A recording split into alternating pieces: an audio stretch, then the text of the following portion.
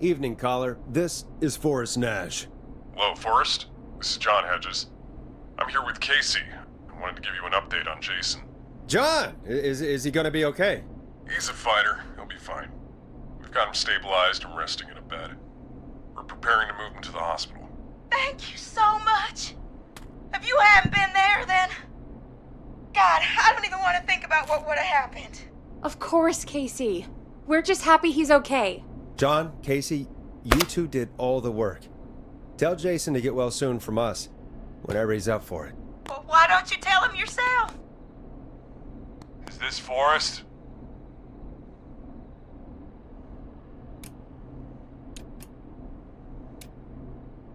Jason! We meet at last. It's good to hear you, Jason. How are you? Oh, well, I've got a hole in my stomach, and there's a knife in my leg, but John gave me something to take the edge off. So, I might feel even better than either of you. Oh. Take it easy until you get to St. Gabriel's. I will. But, before that, I needed to call you. I'm guessing the Whistling Man is still out there? Yep. As far as we know, anyway. I was worried you'd say that. God damn it. Actually, I'm glad you called. I wanted to talk to you about what happened earlier. Go for it. We spoke to Roller Ricky not long after you were attacked. You spoke to Ricky? Is he alright? He is now. I mean, he was attacked earlier, but this call came after. Hey, guys, I'm really sorry, but there's a call on the other line. I just need to make sure we don't have another situation brewing. You fill Jason in on what happened. I'll be right back. Sure, Peggy. Sorry, Jason, where was I? Yep. Ricky's fine. You don't need to worry about him. That's a relief. He told us about George. Sounds like everything's finally coming out now. It's been tough to hold it all in. Sounds like you've been holding back about something awful, Jason. I'm part of the reason my best friend is dead, Forrest. And the few who knew about it said if I ever said anything, I'd find myself in jail. For a long time. It was hell. And then the town just moved on. Like he'd never existed. What happened that night? I went along with the stupid prank, that's what. Whistling night. Some of the guys on the football team had an idea for a way we could haze the newcomers. We decided to plan a party in the woods and have the Whistling Man crash it. It was stupid. We each had a role. I was the stabbed friend. At the party that night, I left the group for a second, met our Whistling Man, pretended to get stabbed in front of everyone, and started an almighty panic. Those screams. That was the last time I saw or heard George alive. How did George die, Jason? I don't know. I was playing dead. But when I heard her scream... Ricky mentioned a girl named Bean. Is that who you mean? Bean? Oh yeah. I guess George did call her that. Yeah. He called her Bean. I heard her again tonight, Forrest. Her name was...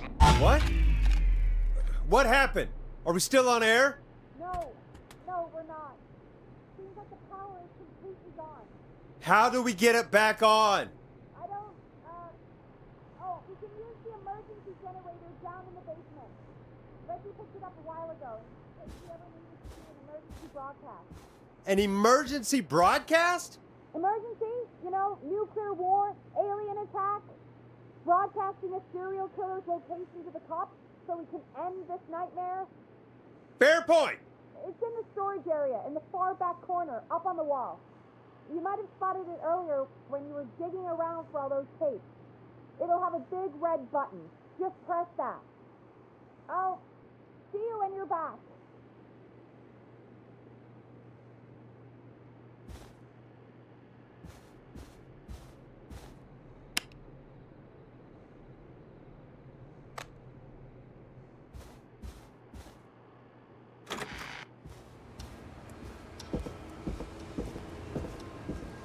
Locked tight.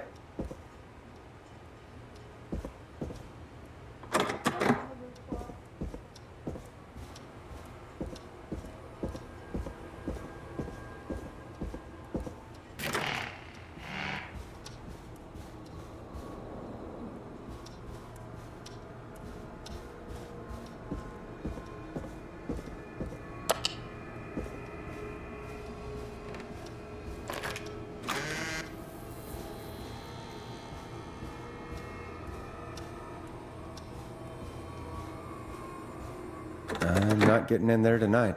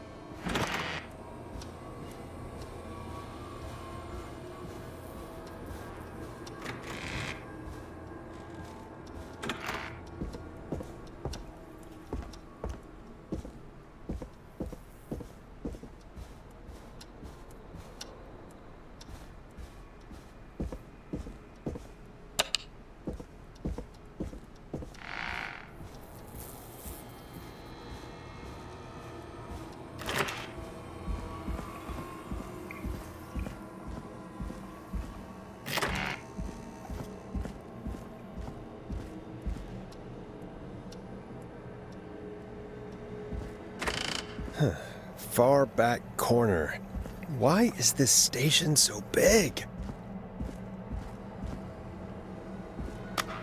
Small lacerations to arms and legs.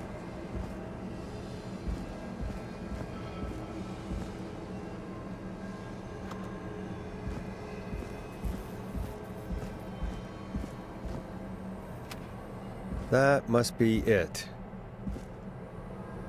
Boom! We've got power.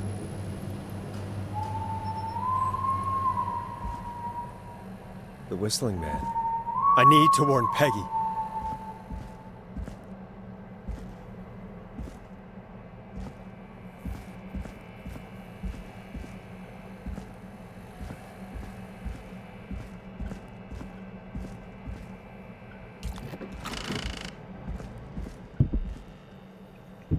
Peggy, are you there?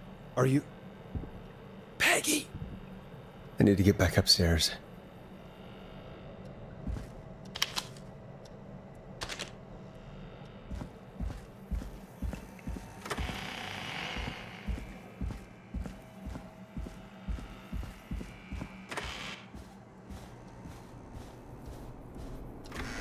What the hell?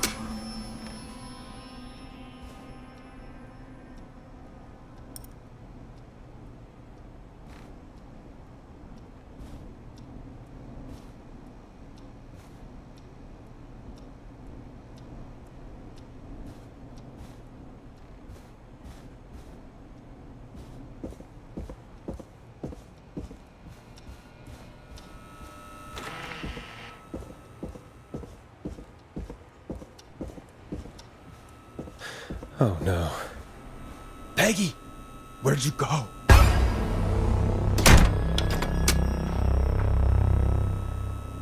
No way. This can't be happening.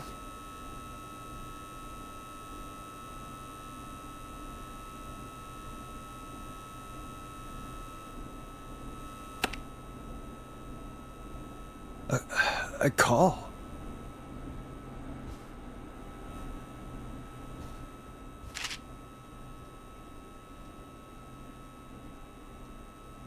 Did Dawn press the Peggy button? Did she want me to hit it on my end?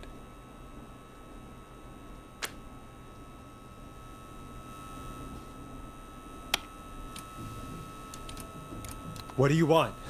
Good to talk to you again, Forrest. You know, I've really enjoyed our chats tonight. I guess we've had some moments. My favorite was when Ricky ran you out of the rink. Ha! You sure did get me then, Forrest. Where's Peggy? Have some patience, Forrest. It's almost the end of the night. Almost the end of the show. But it's not over just yet. Got a little time still. So let's make the most of it. What do you mean? Make the most of it how? Well, Huh? I thought we'd end tonight's Whistling Man special with a special guest. The one who started it all. Oh, let me take that out of your mouth and... You crazy bitch! Let me go! Welcome to the air, Mr. Teddy Gallows Jr. Wait, It's all gonna come out tonight, Teddy. Your daddy and his money saved you 20 years ago. But even if he crawled out of his coffin with all the money in the world... wait. Where the hell is Teddy? How are you talking to him if you're here with me? Because I'm not there with you, Forrest. I'm here with Teddy. And if he says where that is, well, he knows he'll get it. Wait, then who am I looking at?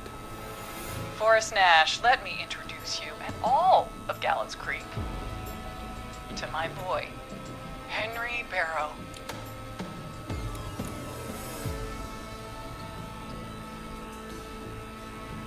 Your son? You mean you...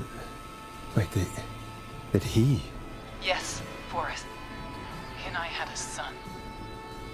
So there were two whistling men tonight. Of course! That explains how you were always able to get around town so quickly. And that's how you escaped the secret archives in the newspaper office. Don't think I've forgotten about that, Forrest. Locking my sweet boy away like an animal. And Murphy, he was right, wasn't he? He did fight a man. He did. I taught my boy to never run away from a fight. Hang on. Did you say Barrow? Then are you? Let me just get this mask off. Damn uncomfortable thing. No wonder Mooney went crazy wearing this. There we go. Marie Campbell? George's old girl. Oh, well, it sure has been years since I last saw. Oh, God damn it.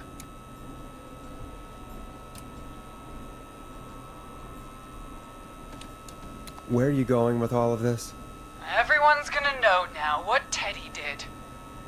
He killed George that night. This night. 20 years ago. Listen to me. You... You're gonna talk when I talk to you. And not a moment before. Meanwhile, Forrest, I'm gonna give you the chance to talk. You're gonna help me reveal what really happened to George all those years ago. Okay, Marie. I'll do it. Good. Then let's talk about the night George was murdered. Murdered? Listen, I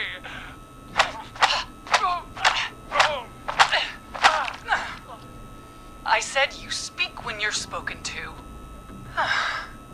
Now, I know you've done some good work tonight in piecing together what happened to George 20 years ago, and that's why I want you to interview us.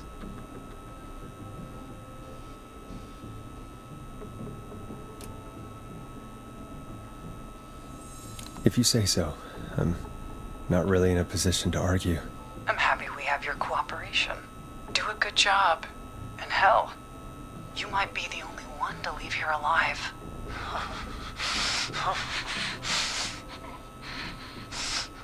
I need to drag this out. If I can buy Leslie time to get back to Gallows Creek, and if I can find out where Marie is, then this can end. Teddy, we'll start with you. Just, talk me through what happened that night. How did it start? How would I know? It was 20 years ago.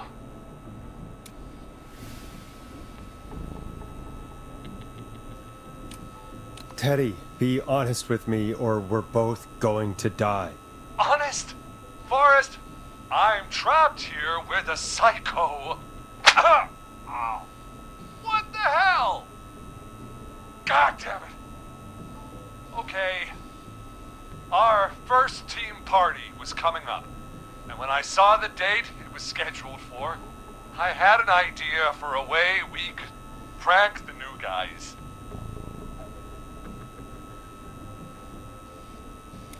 I understand that kids in Gallows Creek know tonight as Whistling Night. I'm guessing that's what you mean? Well, we didn't have a name for it then. It was just the night that Mooney went missing. But Whistling Night is what they'd call it later. Wait. You mean this was the first Whistling Night? Keep talking, Teddy.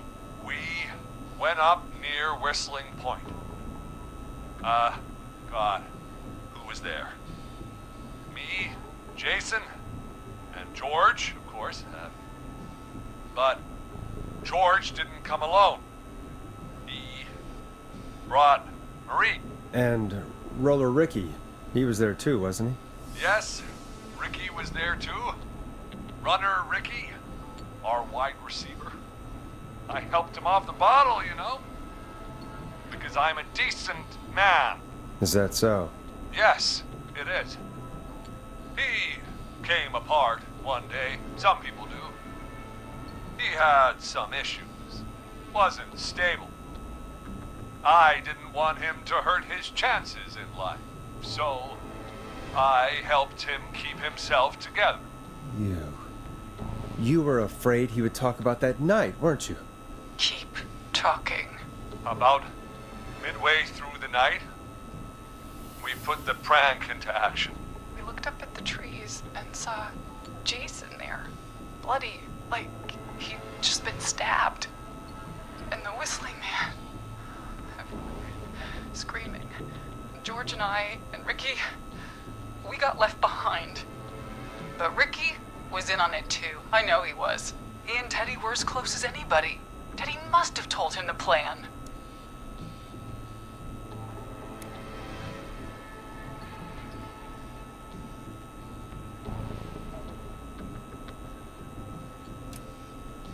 Did you ask Ricky if he knew or not? I didn't see any reason to. Why? Because Ricky phoned up earlier. He didn't know anything about it, Marie. What? He had no idea what was happening. He said he was as terrified as anybody. Isn't that right, Teddy? You didn't tell him, did you? Ricky never could keep his mouth shut. If we told him, he would have given everything away. But well, it doesn't matter. He didn't run his mouth enough to tell anybody about it afterwards. He's still guilty. It was just a stupid prank. How can you still say it was just a prank? Oh, come on. God damn it! You made George think Jason had been murdered. He thought his best friend was dead. And so tonight you stabbed him for real? It's the role he wanted to play. Jason's still alive, Marie. He was with a friend. We talked her through how to stop the bleeding and got him professional help just in time. Oh. Well, shame he didn't have the good sense to die earlier. He's gonna regret that. Enough about him. Me and George took off running, but somehow we got separated in the woods. I ended up near the bottom of Whistling Point, and when I noticed George wasn't with me, I panicked. And then, I don't know how he snuck up on me, but the Whistling Man grabs me. I scream, and he starts laughing, telling me it's just a joke. I could stall for time here. Tell me, what happened next? I suddenly recognized it was Chuck. Chuck Brody was the Whistling Man, laughing away. But then he stops, and he's looking up at the top of Whistling Point, What was he looking at? Teddy, what happened next? Nothing. I mean, it was just Teddy? George fell off Whistling Point.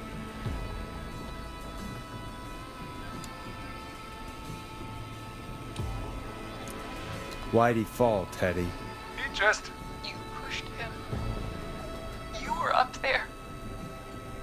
You were dressed as the Whistling Man, too, and I didn't push him, God damn it! I just chased him up there, and he kept backing up. When I saw he was about to go over, I reached out. That's what you saw. you liar. It's not my fault. He didn't know it was a joke. If he'd had any brains, he would have realized. Ugh. You bitch. No one's going to believe this. After all you did.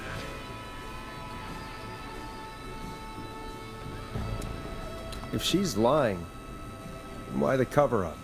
My future was at stake, Nash.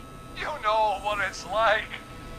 People like us are bred for bigger things. I'm going to be the mayor of this town, Forrest. And then governor. And then, who knows? What happened that night was tragic. It should never have happened. But it was a mistake. It was just a stupid joke gone wrong. So my father sent Clive out to clean it up. Why should a blip ruin my future? George was a blip? That's an evil thing to say, Teddy. That's the way it is. My father agreed with me. Sandra found him the next morning while out jazz running. She found him in the river, but she lied about that to protect Teddy. She said something about her rent going up, unless she... Teddy, did your father own Sandra Sharp's dance studio? It's Gallows Creek, not Sharp Creek.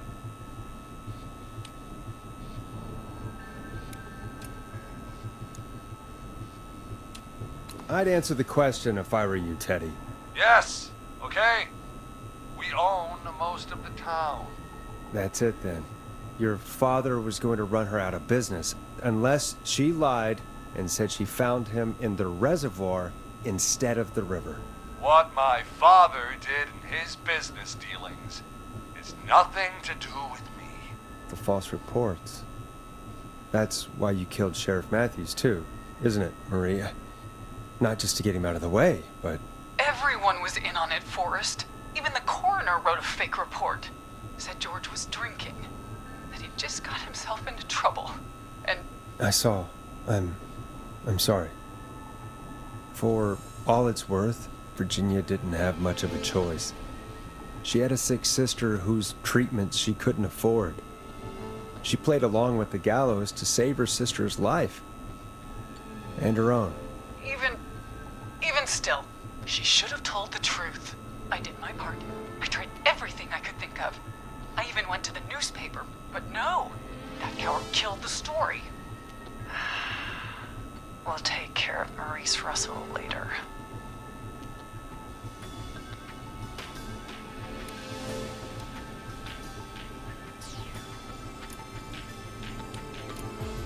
When will the killing end, Marie?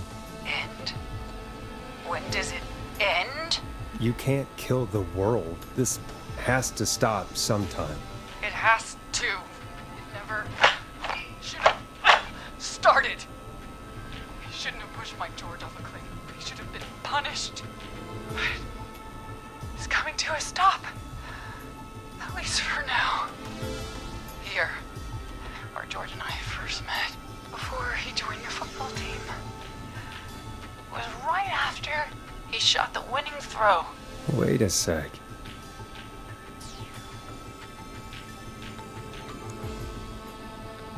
You're at Gallows Creek High, in the gymnasium. That's right, Forrest. Not that it matters, but yes, we're here. Anyway, I think that about wraps up the interview with Teddy. So... Marie? Where? Oh my god. Peggy! Teddy? You've gotta help me. Quiet. You'll talk more later. Now I have to talk to someone who mattered more than you ever did. Peggy. It's been so long since I've seen your face. I worried you wouldn't come. Marie! Oh my god. I thought you... And here I was, thinking you'd forgot me. I'd never forget my own sister. Sister? Peggy, what's happening? Why are you even there? Wanna explain, Peggy? Earlier, while you were speaking to Jason, I got a call. Do you remember? Well, it was from Dawn. She said that my sister Marie was there that night George died, and that I should come to the gym for a reunion. And when you walked in, you found out. That my sister is the Whistling Man. Good to see you too, Peggy. Why didn't you tell me any of this? She said that it was my last chance to see my sister. I knew if I told you, you'd try to stop me or come with me when we need you on the radio. And I just...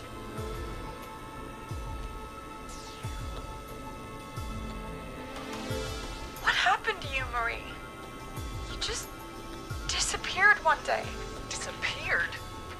I was thrown out, Peggy. I begged Mom and Dad to do something about what happened that night, but did they care? No. They told me to stay quiet. They only cared when they learned I'd been with George, and... Marie, I'm so sorry. I never knew. It's not your fault. Really, it's Mom and Dad I should be seeing right now. But since they're dead and gone, well... I'll have to settle for the next best thing.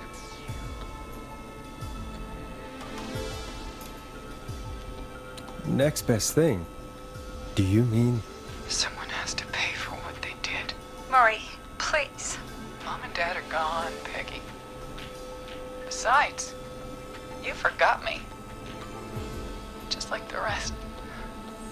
You forgot. Is there any way I can prove Peggy didn't forget Marie?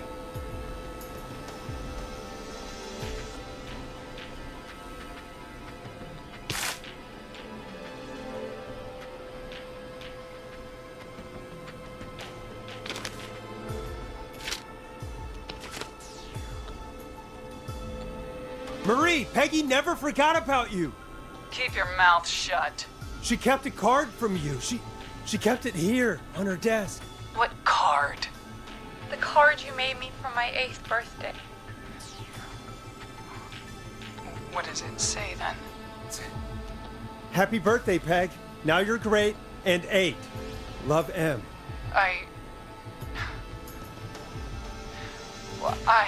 Henderson police! Freeze! No! Henry! Get out of there! Peggy!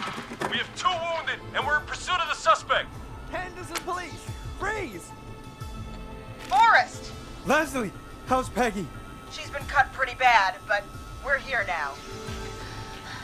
I'll be okay. God, Marie!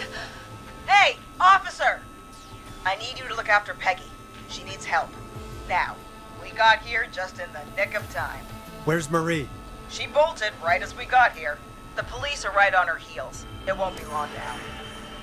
It's over, Forrest.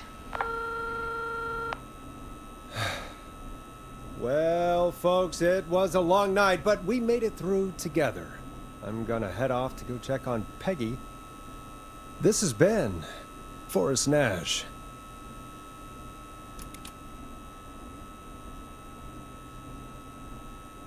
Let's make tomorrow better.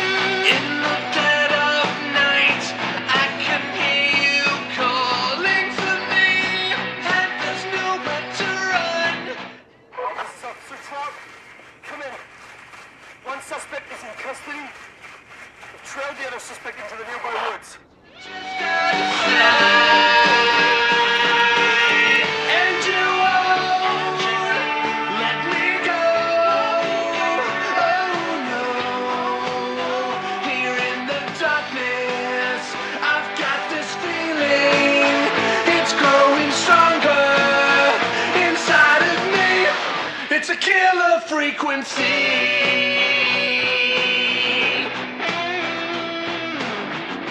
I can feel my heartbeat, and it's bursting out of my chest. But the radio's on, and it's playing the song we love best.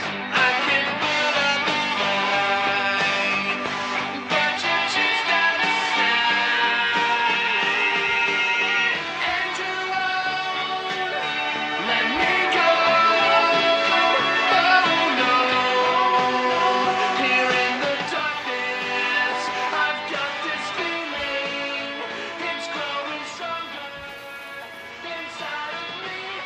It's a killer frequency.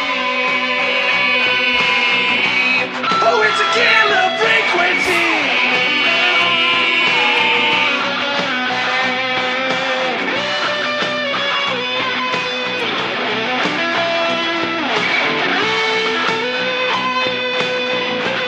We have the suspect cornered at the top of Whistling Point.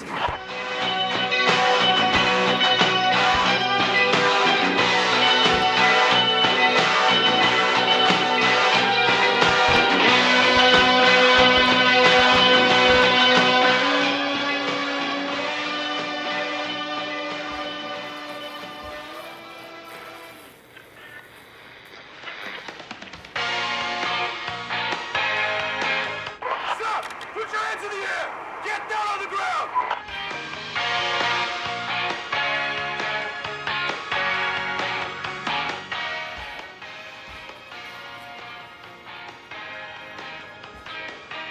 Don't move!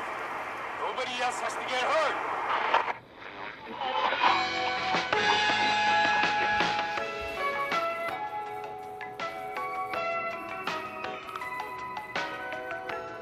No, stop!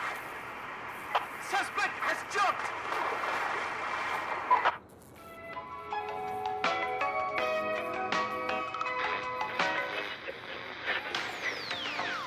Officer Lugo, do you have a visual?